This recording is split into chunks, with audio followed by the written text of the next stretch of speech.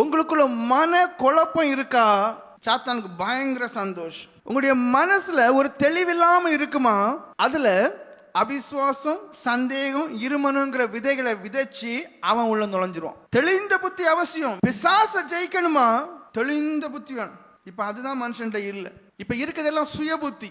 எது செய்தாலும் ஒண்ணே இல்லைங்கிறதால சாத்தானுடைய புத்தி. தெளிந்த புத்தி நற்புத்தி கிடையாது, தெய்வீக புத்தி கிடையாது. தெளிந்த புத்தினா என்ன?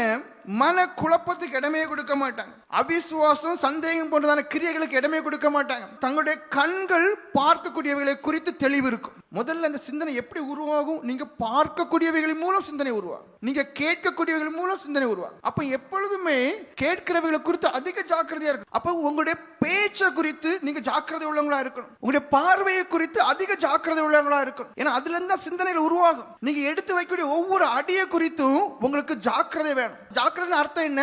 அதை சிந்திச்சு செய்யுங்க. ஒரு காரியம் பார்க்கிறீங்களா? இதை பார்க்கறதுனால எனக்கு பரிசுத்த ஜீவியத்துக்கு பிரயோஜனமா இருக்குமா? இந்த நபரோட தொடர்பு வைக்கிறேன், இந்த நபருடைய காரியங்கள் எல்லாம் நான் கேட்கிறேன், எனக்கு ஆத்மாக்கு பிரயோஜனமா இருக்குமா? அதான் என் தெளிஞ்ச புத்தி. அந்த தெளிந்த புத்தி உங்களுக்குள்ள இருந்தா மட்டும்தான் பிசாசு உங்களை மேற்கொள்ள முடியாது.